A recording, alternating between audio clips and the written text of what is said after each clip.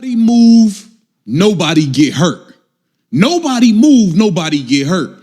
Maisha Hines-Allen is showing up, acting like Debo and Friday, man. Well, I told y'all when we signed her, we got an enforcer. We got somebody who's going to be willing to fight. We got somebody who's not soft. She's not the best player in the world. But like Sophie Cunningham, Maisha Hines-Allen is down for the get down. And we got to roll the tape for how she was willing to step in and do whatever she had to do to protect Caitlin Clark. Caitlin Clark's protector just sent the most brutal warning this league has ever seen, and nobody in that building was ready for it. She gets targeted again, scratched up, clawed at, physically bullied across 32 minutes of basketball. And this time, someone finally stood up and said enough. The WNBA launched full investigations when accusations flew last year. Winning, being able to play with Caitlin Clark, I think that was a huge eye-opening. Like, I had the opportunity to play with one of the greatest players that's ever going to play the game of basketball. So for me, once I also heard that, like, oh, she really wants me here too, I was like, oh, well, let's get it done then. There's no questions about it. So Indiana handled it themselves.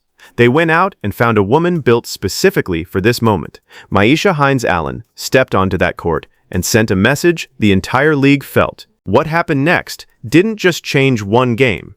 It changed the conversation around this team forever. Maisha Hines-Allen was not hesitant. She was sprinting front and center. Who said what? Who trying to do what? Who trying to touch 22? What you want to do? We love that. Look at this.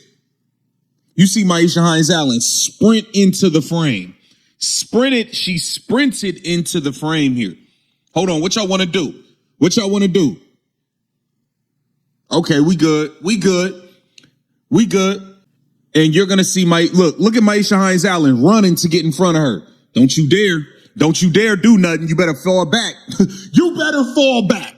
Let's talk about what actually happened from tip-off, because the story of May 22nd didn't start with a logo 3 or a post-game confrontation.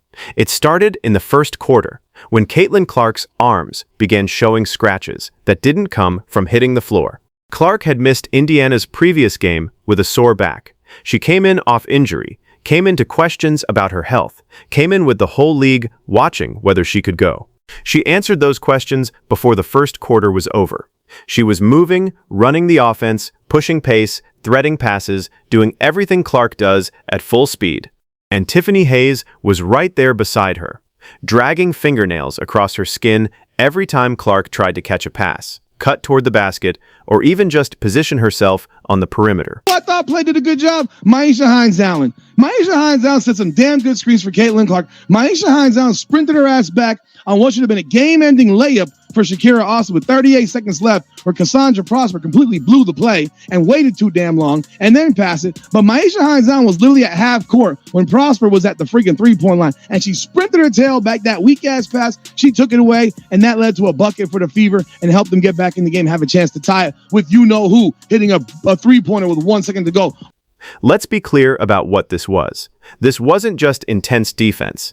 This wasn't veteran physicality. Every cut Clark made, every move toward the ball, Hayes was there grabbing, clawing, bumping, the kind of contact that only gets called when a referee is standing directly next to it, and even then, the calls were inconsistent throughout the entire night. Clark kept running the offense anyway. She kept moving, kept absorbing it, kept threading passes and creating for teammates. She never stopped to complain. The Valkyries came into this game with the best defense in the league. No team had scored 90 points against them all season. Their game plan going into Gainbridge Fieldhouse was clear. Make Clark feel like every possession was a street fight. And Hayes was doing the dirty work to back that up. Hines-Allen, a few years ago when we were asking for an enforcer, everybody was acting like we were asking somebody to come out on the court and pistol whip somebody. Like, an enforcer is somebody who will handle stuff like this, like choking Caitlin, and you got to come over there and grab and pull them off of them. A lot of times it's just, oh, we saw that. Okay. Next time down, boom, chicken wing to that girl. And it's like, oh, just a message. She got to send messages and let it be known. By halftime, Clark had already been assessed a technical foul. there was already a scuffle as both teams headed to their benches, Clark and Janelle Salouin jawing at each other, both players hot, the crowd at Gainbridge going electric. And even before Hayes stepped up her personal campaign, Myisha Hines-Allen was already off the bench and across the court, physically placing herself between Clark and the confrontation before it could escalate further. She wasn't even on the floor when it started. She just sprinted in because that's exactly what she was there to do. The second half hadn't even started yet, and Hines-Allen had already shown Indiana what they signed her for. Tiffany started the banter, getting in Caitlin's face after this bucket on her, and then making sure the ref knew that she thought Caitlin deserved a foul after this assist. Tiffany kept going to work, putting the big dog flex on Caitlin after this tough bucket, but Caitlin said, all right, enough's enough, now it's my turn. The very next possession, Caitlin takes it down the court with two defenders in her face, makes a tough bucket, and like me on a Sunday at the park, says, where's my and? There are nights when players lose, say something generic about execution and zone defense, and everyone moves on by Monday morning. This was not that night for Tiffany Hayes. Hayes walked into the post-game carrying something more than frustration.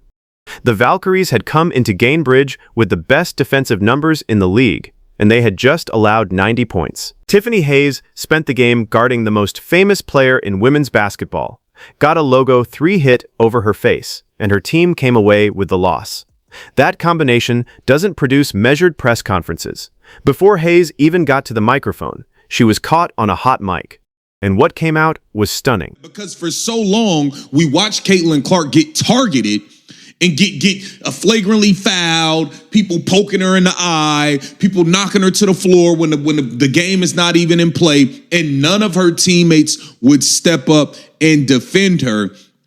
That's a part of the reason why Sophie Cunningham went up to 1 million followers overnight, because we saw, okay, she understands the benefits that she's going to get coming to play with Caitlin Clark, the style of play, all of the off-the-court stuff. But at least she's willing to do her part and protect the GOAT. The WNBA has a policy called No Space for Hate. They repeat it publicly and often. They launched the initiative formally in May 2025, describing it as a commitment to combating hate and promoting respect across all WNBA spaces, including online behavior. The league said the program included upgraded technology to detect hateful comments, increased security measures. They wanted it known that this was serious, that they meant it, that it covered everyone. So let's apply that standard to what actually happened. In 2025, when Angel Reese accused Indiana Fever fans of racist behavior during a game against the Chicago Sky, the league didn't just acknowledge it. They launched a full, formal investigation. They devoted resources to it. They made sure the public knew an investigation was underway. That process received significant attention, and the league made no effort to downplay how seriously they were treating the accusations. Now compare that to May 2026. Tiffany Hayes publicly endorses a social media post describing coordinated physical action against Caitlin Clark, a player with a documented stalker history, a player who drives more ratings and revenue than anyone else in the league. And the WNBA's response is complete silence. What the numbers are. Men lie, women lie, numbers don't. Myisha Hines-Allen is the most impactful defender when it comes to pure points in the league. And Caitlin has chosen wisely. Shout out to Caitlin, man. Let Caitlin be the GM, man. Why not, man? Amber Cox, clean your desk out. Get out of here. Myisha Hines-Allen didn't come to Indianapolis for the spotlight. She came because she believes in this team, because Clark personally wanted her there, and because someone needed to do what nobody else had been willing to do. The WNBA's silence is loud. Indiana's response is louder.